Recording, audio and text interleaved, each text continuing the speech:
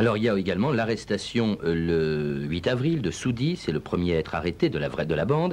Et puis il y a Raymond Lassiance qui est arrêté un tout petit peu plus tard, quelques jours plus tard. Non, c'est le 8 avril justement, Raymond Lassiance, oui. 8 avril 1912, et qui est interrogé par la police. Vous nous tenez, non? Vous les voyez enfin, vos anarchistes? Hein? En chair et en os? Et en cage, par-dessus le marché? Hein? Les assassins, les monstres à tête humaine, les buveurs de sang. C'est nous. J'avoue tout. La mort de Louis XVI, c'est moi. L'assassinat de Sadi Carnot, c'est moi. Henri IV, c'est moi. Ravaillac, c'est moi. Ravachol, c'est moi. Caserio, c'est moi. Le régicide, le parricide, le flicicide, c'est toujours moi. C'est pourquoi je vous demande une exécution publique et des funérailles nationales. Vous parlez, Calmin.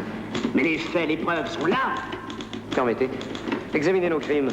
Vous trouverez un encaisseur, des flics, le sous-chef de la sûreté, quelques bourgeois, mais pas un ouvrier, pas un crève-la-faim. Oh oui, j'ai tué un sergent de ville. Et toi, combien de tonkinois? Et toi, combien de nègres, hein? Et toi, pauvre abruti derrière cette petite machine à écrire, combien d'hommes tu as vu tabasser à mort ici, hein? Et leurs cris, comment tu les indiques? Avec des petits points d'exclamation? Allez, Gilbertillon, on s'embrasse avec les banquiers, hein? Avec les officiers, avec les présidents directeurs généraux. Nous, on n'a rien à voir avec des gens comme vous. Nous, on vous dit merde. Alors, Bernard Thomas, là c'était donc Jacques Brel, jouant le rôle dans le film de Philippe Fourastier, jouant le rôle de Raymond Lassiance. On a toujours dit la bande à Bono. Raymond Lassiance est à mon avis, je sais pas, plus intéressant comme personnage. C'est l'intellectuel de la bande, en quelque sorte. Ouais, enfin, l'intellectuel, entre guillemets, c'est un peu du mou de veau, ce qu'il raconte. Mais enfin, il est quand même, c'est vrai, au centre de la bande. C'est lui l'âme, le porteur, la flamme, l'indéracinable. Et puis, il a des mots de temps en temps aussi, il faut dire. Au moment où on l'arrête, il dit, vous faites une bonne affaire, ma tête vaut 100 000 francs, chacune des vôtres, messieurs, vaut 7 centimes et demi. Ouais, c'est le prix d'une balle de Browning. Alors c'est peu de temps après. Pas d'allure. C'est 3 semaines après que Bono lui-même est repéré donc dans un garage à Choisy-le-Roi. Alors là il y a une scène étonnante. Le garage est assiégé pendant 4 heures, je crois. Ah, toute une nuit. Alors c'est absolument extraordinaire. On les repère et les deux anards voient qu'il y a une perquisition qui arrive. Ils sont dans une maison, il faut se représenter. C'est d'une sorte de baraquement. Le premier étage n'a pas de communication avec le rez-de-chaussée. Au rez-de-chaussée, il y a un garage. Le Dubois en bas, le copain de Bono, tire son revolver sur le premier flic qu'il voit, tire dessus, là-bas. Aussitôt, les agents de police se replient. Et là, peu à peu, commence un siège, mais complètement extraordinaire. Au début... Il y a une véritable armée qui est envoyée sur eux. Au début, 2000 hommes, je crois. Il y a 14 inspecteurs au début. Puis alors après ça, il y a des volontaires qui arrivent. Après ça, vous avez 2 compagnies de gardes républicains qu'on appelle en renfort. Puis une partie de la brigade des garnis. Puis la première compagnie de réserve des gardiens de la paix. Ensuite, la brigade des anarchistes au grand complet. Ensuite, un détachement de gendarmes. Puis le préfet de police arrive, le procureur de la République, les pompiers. Et au milieu de tout ça, vous avez un trompette qui sonne. Ouvrez le feu, cessez le feu. Et à l'intérieur, vous avez qui? Dubois en bas qui est déjà mort. Et Bono tout seul avec 2 Browning nickelés qui se croient dans un western. Enfin, ça n'existait pas encore. Mais qui joue à la guerre. Il a déclaré la guerre à la société, etc. Et le siège va durer toute la nuit. Alors peu à peu, il y a la foule arrive. Il y a une foule étonnante. Vous avez 10, 20 000, puis 40 000 personnes. Et la moitié des soldats qui sont là sont obligés de repousser la foule qui crie à mort, assassin, etc. Et Bono, trempe, blessé au milieu de tout ça, cerné, finit par écrire avec son sang sur une lettre qui existe toujours à la préfecture de police. Je suis un homme célèbre. Et on finit par envoyer une charrette de foin avec des explosifs, avec de la dynamite. Mais il faisait peur, il faisait peur, c'est sans doute. Alors c'était donc le 28 avril 1912, la mort de Bono et la réaction des journaux, donc au lendemain de cette affaire de Choisy-le-Roi, la réaction des journaux, la revue de presse Stéphanie Duncan. Eh bien donc la foule est là, mais la presse aussi. Tous les journaux le 29 avril 1912 font leur une avec l'événement. Ils font le récit avec moult détails et sur plusieurs pages de la capture et de la mort de Bono. La Lanterne, journal radical, préfère une mort spectaculaire à un procès en bonne et due forme. N'est-ce pas le mieux que la mort de ces misérables coïncide avec leur prise? Cela évite le triste spectacle que nous eût réservé le procès de ces anarchistes assassins. Cela évite les odieuses déclarations qu'ils n'eussent pas manqué de faire contre la société dont ils s'érigeaient en ennemis. Le petit journal justifie aussi l'usage que la police a fait de la dynamite. Trop de sang avait coulé par le fait de ces hors-la-loi. Il n'y avait plus de ménagement à garder en face de tels adversaires.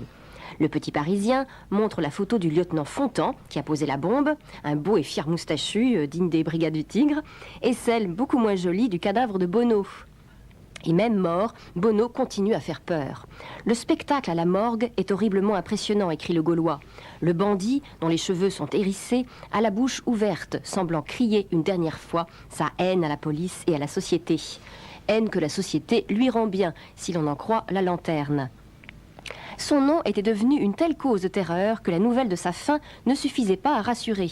La foule se précipitait à Choisy et beaucoup s'étaient munis d'armes visibles ou cachées. Que de Parisiens ont senti remonter en eux, hier, une âme de traqueur de fauves. L'humanité prend moins le parti de la police et semble regretter que Bonneau n'ait pas été pris vivant. Après avoir essuyé la fusillade et la dynamite, Bonneau est enfin capturé, mais agonisant. Le Petit Parisien rapporte que parmi les objets personnels de Bonneau, trouvés dans la maison assiégée, se trouvait un paquet de journaux, dont l'Anarchie. Alors je suis allée voir, j'ai trouvé l'Anarchie, et j'ai trouvé donc l'Anarchie, c'est ça, l'Anarchie du 2 mai, c'est un hebdomadaire. L'Anarchie, donc avec un A minuscule, oui. Et il y consacre quelques lignes à cette affaire. Bonneau, le cauchemar des argousins. Alors je ne savais pas ce que ça voulait dire, tout bêtement. Moi, les flics. Voilà, c'est ça, c'est un terme vieilli, et péjoratif. D'après le Robert, un terme vieilli et péjoratif pour désigner les agents de police. Donc Bonneau, le cauchemar des argousins, a fini par tomber sous les coups de centaines de défenseurs de l'ordre. Il y en avait de toutes les armes. Il ne manquait que des avions. La société triomphe donc, mais c'est une victoire qui manque de grandeur. Se mettre à 500 au moins et se servir de la dynamite pour venir à bout de 2 hommes, il n'y a pas de quoi être fier. Une réaction, Bernard Thomas? Oui, alors en plus, et j'oublie de dire un petit détail, c'est qu'il y a des camelots qui sont arrivés et qui ont commencé à vendre, à solder tout ce qui avait entouré Bonneau.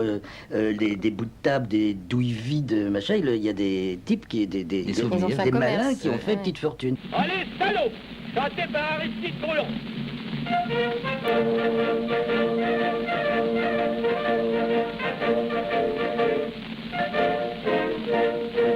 Donc comme ça, il y en a des dents, des fils de race et de racin, qui descendent des vieux tableaux, oh les salauds.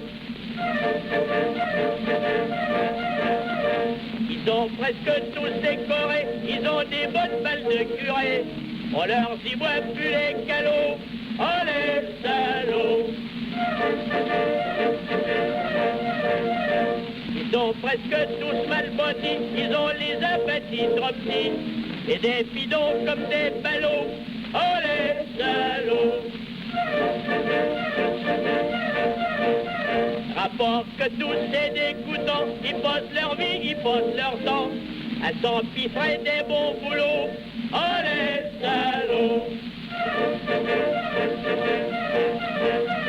Ils font de la musique de salon en soufflant dans leurs pantalons, ou ce qu'ils envoient des trémolos, oh les salauds. France Inter, les jours du siècle, 28 avril 1912, la fin de la bande à Bonneau avec Bernard Thomas. Et Aristide Bruand, que l'on vient d'entendre, fin 1911, à Les Salauds, une chanson de circonstance, on connaît les affinités, les idées de Bruand. Alors Bonneau donc est mort le 28 avril 1912, à Choisy-le-Roi, et parmi ceux qui sont venus voir, vous avez évoqué beaucoup de noms, Bernard Thomas, mais parmi ceux qui sont venus voir sur place ce qui s'était passé à Choisy-le-Roi, eh bien il y avait quelqu'un dont nous parle Michel Simon en 1970, un témoin surprenant de la fin de Bonneau.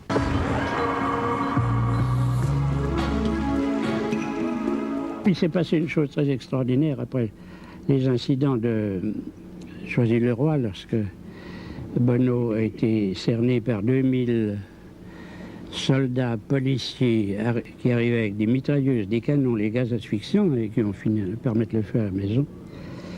Il est arrivé une chose très extraordinaire, c'est que Conan Doyle, tout de suite après l'affaire de Choisy-le-Roi, est venu rejoindre le Car pour savoir ce qui s'était passé. Et Lecard lui dit, on a enfin la photo de Bonneau.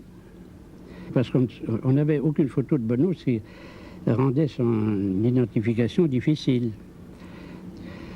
Et il montre cette photo à Conan Doyle, qui blêmit et qui dit, oh, mais ce n'est pas possible, c'est Bonneau, mais c'est mon chauffeur. Mais comment votre chauffeur? Mais oui. Et il se trouve que Conan Doyle avait fait une annonce dans un journal pour trouver un chauffeur parlant français et que Bonneau, qui s'était caché à Londres, lit cette annonce, répond et va se présenter à Conandel.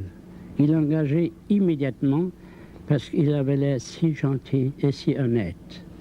Bernard Thomas, c'est vrai que Bono était le chauffeur de Conan Doyle. Exact. Ça, c'était Michel Simon Goyenentendre, mais Conan Doyle donc, avait comme chauffeur Bono. Oui, mais il avait raison, c'était un très bon chauffeur en dehors de ses petites manies et de ses brownings. Alors dites-moi, la mort de Bono, c'est pas la fin encore de la bande à Bono, car il reste malgré tout quelques survivants qui sont jugés le 14 mai 1912, et puis dont beaucoup vont être condamnés à mort. Je voudrais savoir ce qu'ils sont devenus pour beaucoup d'entre eux.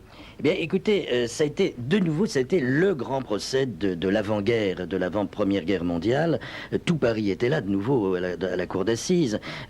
Pendant la nuit où on attendait que le verdict soit proclamé, les gens chics se sont fait apporter du champagne et du foie gras dans la salle d'assises. C'était absolument inouï. Alors, il y a d'abord ceux qui sont condamnés à mort, parmi lesquels Soudy, qu'on appelait le pas de chance, l'abbé Camel, qui était un employé d'épicerie qui avait pas la langue dans sa poche, qui était un brave gars que Rirette et Kilbatchich protégeaient. Et lui, il est arrivé à l'échafaud, il est monté à l'échafaud en sifflotant « Salut tout mon dernier matin ». Et Raymond l'a suivi. Raymond voulait passer le premier parce qu'il se considérait comme le chef quand même. Et il a lancé à la foule comme un très beau mot, il manquait pas d'allure quand même. C'est beau, hein, l'agonie d'un homme. Ah, il avait un parce que personnage les exécutions avaient lieu en public, il faut dire. C'était le boulevard Arago. Donc il y en a d'autres qui ont été graciés. Il y a Cayenne, Dieudonné, qui n'était pas vraiment dans la bande, qui n'était pas coupable en tout cas. Voilà, parmi les histoires intéressantes, il y a celle de Dieudonné. Était-il ou non le quatrième homme de l'attentat de la rue Ordonnaire, du hold-up en voiture? On ne l'a jamais su. Enfin, disons qu'il ne l'était pas. Il a été condamné à mort, puis gracié par le nouveau président de la République, qui était Raymond Poincaré. Il a été envoyé au bagne à perpétuité. Il s'est évadé 3 fois, la 3e a réussi. Là, il y a eu une campagne de presse d'un très grand journaliste qui s'appelait Albert Londres, et il a fini par être réhabilité, gracié, rentré chez lui. Il a repris son emploi d'ébéniste, il a ouvert une boutique rue du Faubourg Saint-Antoine. Et puis, il y a une injustice qui a continué, c'est que comme il fallait bien un idéologue, Kilbatchich a pris 4 ans. Voilà, Kilbatchich. Il faut rappeler que Kilbatchich, Victor Serge, dans la réalité, a eu ensuite un destin étonnant. Ah, formidable. Il est parti en Russie, il a assisté à la Révolution de 17, c'était un compagnon de Lénine. En 19, il est arrivé. Parce qu'en 17, il faisait la révolution à Barcelone. À Barcelone, non. Alors en 19, il a ensuite été un des patrons de l'Internationale. Absolument. Le premier, le fondateur. Il a été ensuite emprisonné sous Staline. Il a fait 3 ans de goulag. Il a fait le goulag après. Et puis il est mort en 1947 au Mexique. C'est un personnage tout à fait étonnant, Victor Serge. Une conclusion peut-être, Bernard Thomas, sur la fin de la bande à Bono. Qu'est-ce que ça a d'important? Pourquoi est-ce qu'on s'en souvient aujourd'hui encore?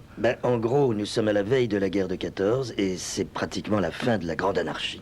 En tout cas, écoutez, merci beaucoup de nous avoir rappelé tout ça, presque avec tendresse, et que c'était quand même des grands criminels, et puis vous, on sent de la tendresse quand vous parlez d'eux, c'est oui, d'abord, en tout cas de l'humour. Je crois que c'est l'humour, une sorte d'humour grinçant et noir, faut quand même pas, je suis pas de leur bande, quand même, faut pas exagérer, mais enfin, je trouve il y a des moments de panache quand même dans tout ça. Et merci de nous avoir rappelé ces moments de panache, ce que vous faites aussi donc dans votre livre, La belle époque de la bande à Bono, chez Fayard, une réédition au livre de poche de votre dernier roman, Le chant de la butte noire. Et puis aussi, je voudrais mentionner De Ravachol à la bande à Bono, de Robert Le Texier chez France Empire, L'épopée des Brigades du Tigre, de Charles Diaz chez Calman Lévy, et puis chez le même éditeur, Ils ont tué Bono, les révélations des archives policières de William Caruchet, et puis La mémoire des vaincus de Michel Ragon, une fresque du mouvement libertaire parue au livre de poche. Puis vous avez pu entendre des extraits donc de La bande à Bono, un film de Philippe Fourastier. C'était 28 avril 1912, la fin de la bande à Bono avec Bernard Thomas.